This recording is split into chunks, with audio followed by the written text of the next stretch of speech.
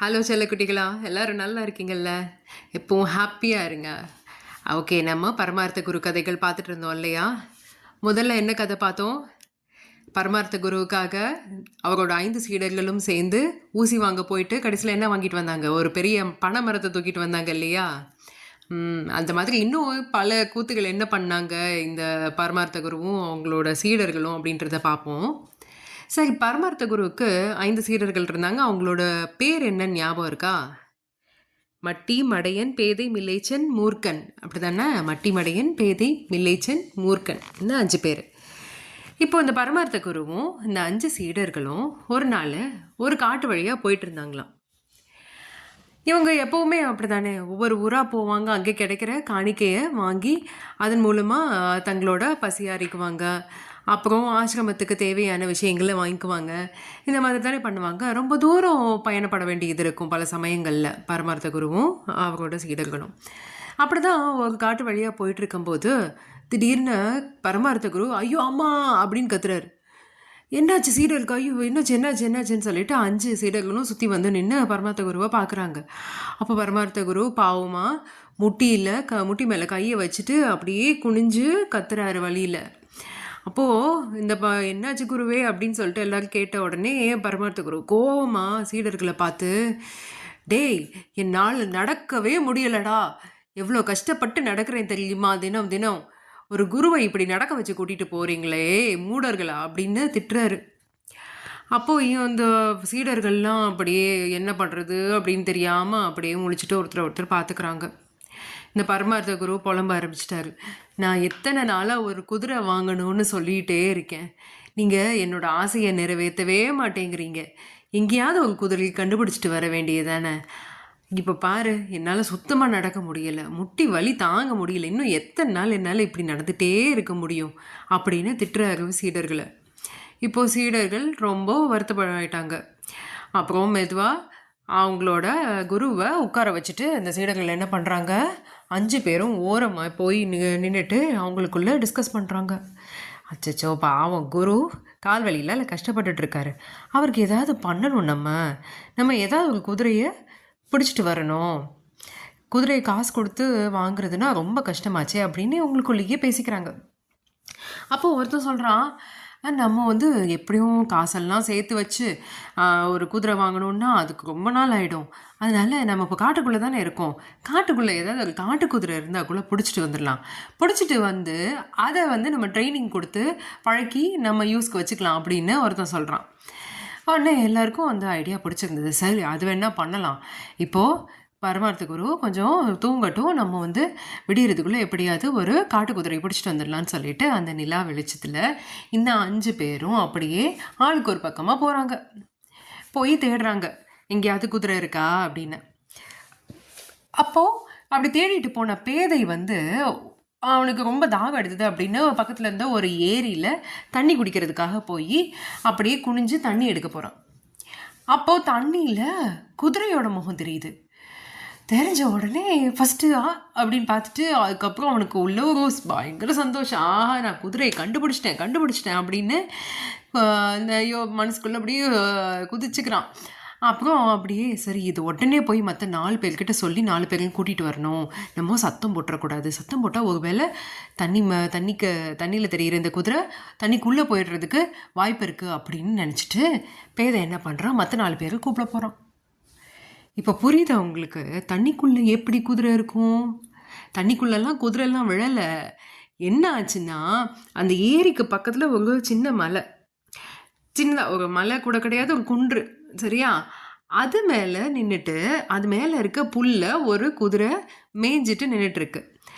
அதோட ரிஃப்ளெக்ஷன், அதோட பிம்பம் இதில் நிலா வெளிச்சத்தில் அந்த ஏரி தண்ணியில் தெரியுது. அதை தான் இந்த பேதை பார்த்துருக்கான்.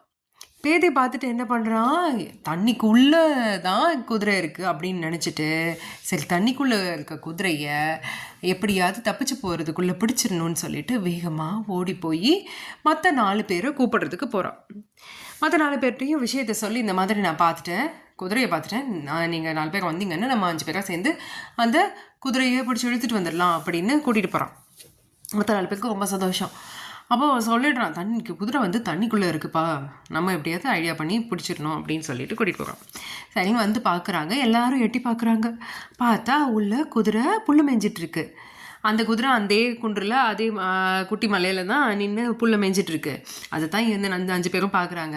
உடனே சரி, நம்ம யாரும் சத்தம் போட வேணாம், அமைதியாக ஏதாவது பிளான் பண்ணி அந்த குதிரையை தண்ணிக்கு வெளியில் கொண்டு வந்துடலாம் அப்படின்னு என்ன பண்ணுறாங்க, அப்படியே 5 பேரும் கூட்டமாக கூடி நின்று பிளான் பண்ண ஆரம்பிக்கிறாங்க.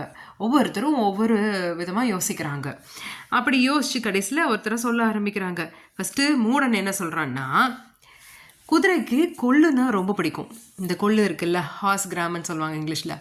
அந்த கொள்ளுன்னா குதிரைக்கு ரொம்ப பிடிக்கும். அதனால் என்ன பண்ணலாம், கொள்ளை நல்லா வேக வச்சு ஒரு துணியில் கட்டி தண்ணிக்கு மேலே காட்டலாம். காட்டின உடனே அந்த வேக வச்ச ஸ்மெல், அந்த கொள்ளோட நறுமணம் வரும் இல்லையா, அதை மோந்து பார்த்துட்டு இந்த குதிரை எப்படியாவது மேலே வந்துடும் கொள்ளு சாப்பிட்ற ஆசையில். அப்போ அதை கயிறு வச்சு கட்டி இழுத்துடலாம் அப்படின்னு யார் சொல்கிறா, மூடன் சொல்கிறான். அப்போது மட்டி சொல்கிறான், கொள்ளெல்லாம் இப்போ போய் வாங்கிட்டு வந்து அதை வேக வச்சு துணியில் கட்டி இதெல்லாம் நடக்கிற காரியமா?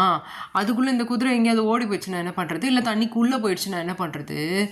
அதனால் நம்ம என்ன பண்ணலாம், வேறு ஏதாவது யோசிக்கலாம்.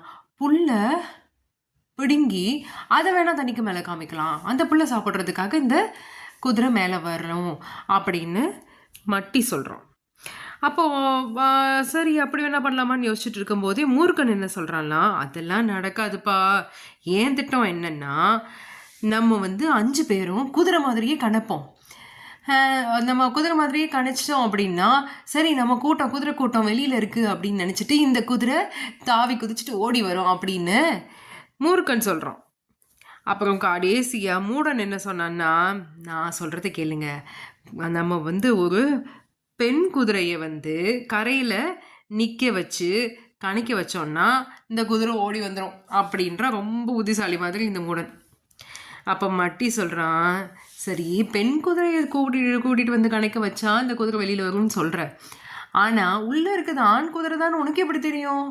அது என்ன குதிரைன்னே தெரியல, நீ பெண் குதிரை நிற்க வைக்கிறதா ஆண் குதிரை நிற்க வைக்கிறதான்னு தெரியாது, அப்படியே அந்த குதிரையை பிடிக்கணும்னா அந்த குதிரைக்கு நம்ம எங்கே போகிறது அப்படின்னு ஒரு வழியாக ஏதோ மட்டிக்கு வந்து லைட்டாக புத்திசாலித்தனமாக யோசிச்சு இது ஒரு விஷயத்தை சொன்ன உடனே ஆமாம் இல்லை கரெக்ட் அப்படின்னு விட்டுட்டாங்க. அப்புறம் கடைசியாக மில்லேச்சன் என்ன சொல்கிறான்னா, தண்ணிக்குள்ளே இருக்க மீனை வந்து நம்ம தூண்டில் போட்டு தானே பிடிக்கிறோம்.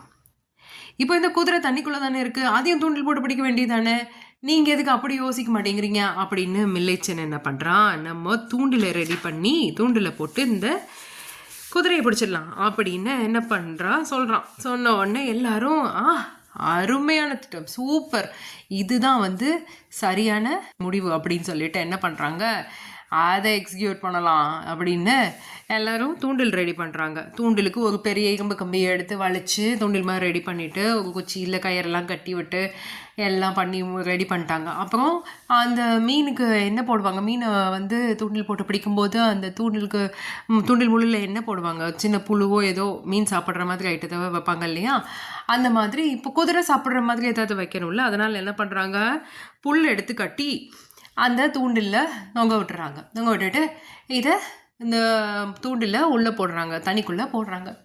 தண்ணிக்குள்ளே போட்டுட்டு நம்ம 5 பேருமா சேர்ந்து அந்த தூண்டிலில் நல்லா இழுத்தோம் அப்படின்னா இந்த குதிரை வெளியில் வந்துடும் சொல்லிட்டு தூண்டில் உள்ளே போட்டுட்டு வெயிட் பண்ணிகிட்ருக்காங்க. தூண்டில் முள் வந்து போய் நல்லா இதில் களிமண்ணில் சிக்கின உடனே இவங்க என்ன பண்ணிட்டாங்க, குதிரை தான் வந்து நான் இந்த புல்கட்டை பிடிச்சிருச்சு போல் இருக்கா அப்படின்னு நினச்சிட்டு என்ன பண்ணுறாங்க, இழு இழு இழு ஏலேலோ இழு இழு ஏலேலோ ஐலசா அப்படின்னு சொல்லிட்டு 5 பேரும் வேகமாக இழுக்கிறாங்க. அப்படி நல்லா இழுத்து கடைசியில் அப்போத்துன்னு போய் கீழே விழுந்துடுறாங்க. பின்னாடியே போய் அவன் விழுந்தவொடனே என்னாச்சு, சும்மா விழலை, இந்த தூண்டில் இழுத்த அந்த களிமண் அப்படியே போதேல்னு அவங்க மேலே வந்து விழுந்து 5 பேரும் சேராயிட்டாங்க பாவம். அப்புறம் என்னாச்சு, ஐயோ குதிரை போயிடுச்சு அப்படின்னு சொல்லிட்டு வேகமாக வந்து தண்ணியில் எட்டி பார்க்குறாங்க. அங்கே குதிரை இல்லை, குதிரை ஓடி போயிடுச்சே, தண்ணிக்குள்ளே போயிடுச்சே அப்படின்னு 5 பேரும் வருத்தப்படுறாங்க. ஆமாம், உண்மையிலேயே அந்த சின்ன மலை மேலே நின்றுட்டு இருந்த குதிரை அது புல் மேய்ஞ்சி முடிச்சுட்டு அது படுக்க போயிடுச்சு. அது தெரியல இவங்களுக்கு. அந்த கடைசி வரையுமே அந்த குதிரையை பார்க்கவே இல்லை. அதுவும் நிலா வெளிச்சத்தில் வேற இருக்காங்களா, சும்மாவே அப்படிலாம் பார்க்குற ஆளுங்க கிடையாதா. இப்போ என்னாச்சு, அந்த குதிரையை கவனிக்காமையே விட்டு அது நிம்மதியாக புல் மேய்ச்சிட்டு அது பாட்டுக்கு போயிடுச்சு. இவங்க தண்ணிக்குள்ளே இருக்க குதிரையை பிடிக்கிறேன்னு சொல்லிட்டு தூண்டில் போட்டு கடைசியில் கீழே விழுந்து மேலே ஃபுல்லாக சேராயிட்டாங்க. கடைசியில் குதிரை ஓடி போச்சு அப்படின்னு நினச்சிட்டு 5 பேரும் அப்படியே திரும்பி பரமார்த்த குருவை பார்க்குறதுக்கு நடந்து போகிறாங்க சோகமாக. அவ்வளோதான். இப்படி தான் இவங்களோட இவங்க 5 பேரோட இந்த குதிரை பிடிக்கிற கதை முடிஞ்சுது. ஓகேவா? இத்தோட இந்த குதிரை ஹண்டிங் விஷயம் வந்து முடியவே இல்லை. எப்படியாவது இந்த குருவுக்கு நம்ம குதிரையை பிடிச்சி கொடுத்துடணும் அப்படின்னு இந்த 5 பேரும் ரொம்பவே ஆசைப்பட்டுட்டு தான் இருந்தாங்க. சரியா? அந்த ஹண்ட்டு தொடர்ந்துக்கிட்டே இருந்துச்சு. அடுத்த கதையில் அதை பார்க்கலாம். என்ன? ஓகே குட்டிகளா, பார்க்கலாம். Okay, bye bye.